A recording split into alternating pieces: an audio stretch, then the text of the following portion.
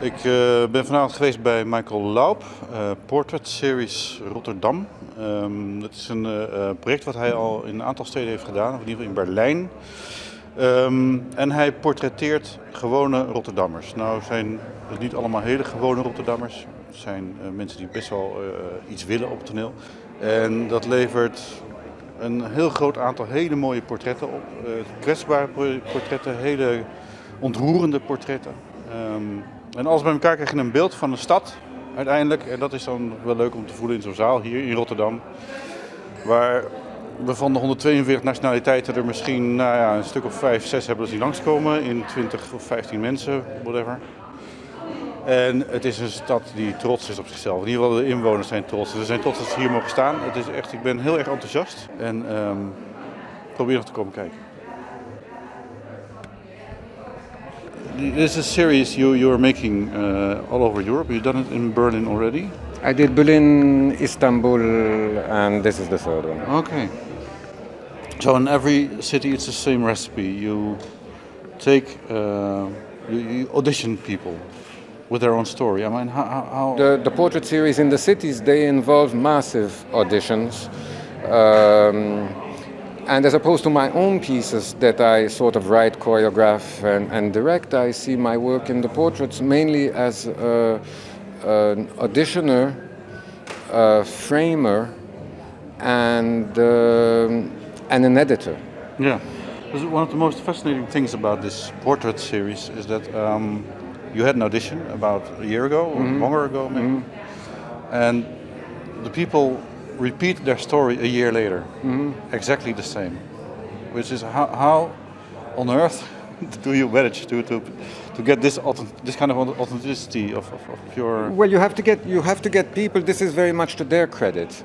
You have to do a portrait that can be adapted to the psychological state of mind of the people on the day that they perform it. I don't expect my performers to walk in the same mood in a theater every day. We rehearse this like hell, actually, but you rehearse it slightly differently every day, and the thing that interests me is the contrast between a relatively slick editing, a theatrical machinery which is sort of worked out, details like the lights and things like that, with the possibility of having some real life in there, some real breathing space in there, and to give the individual, to make the individual secure enough within a frame where he knows that technically the music, the lights and everything, that he feels comfortable, that he can live in that space.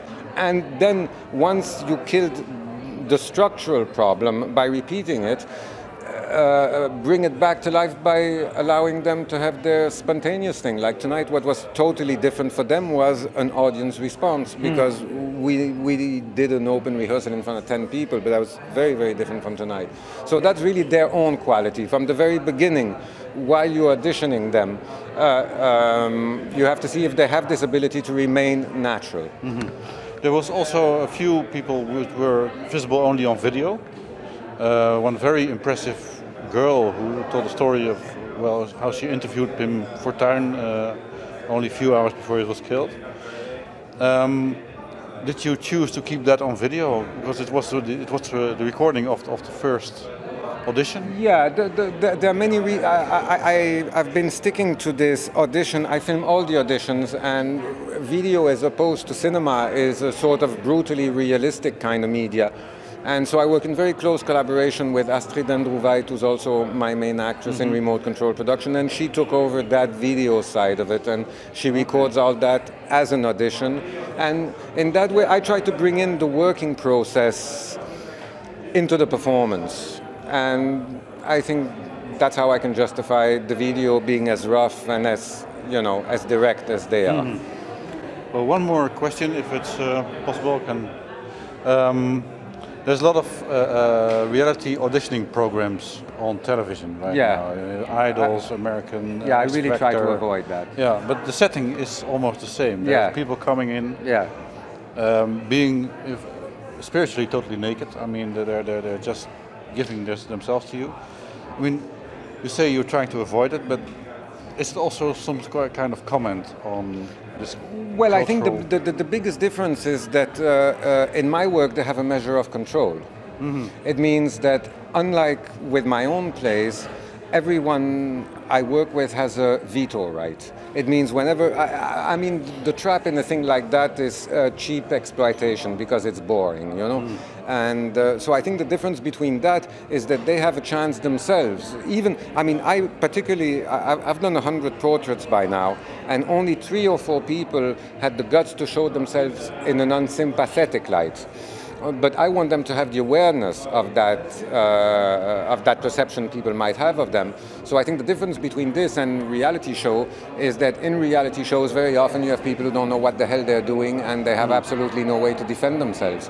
I think that here, once they accept to take responsibility for their portraits, it's sort of a collaborative process. No. Of course, if they want to cut out everything that I like, I won't keep them. But in this particular case, it didn't happen. Okay, thank you very much. Thank you. Okay. Thank you.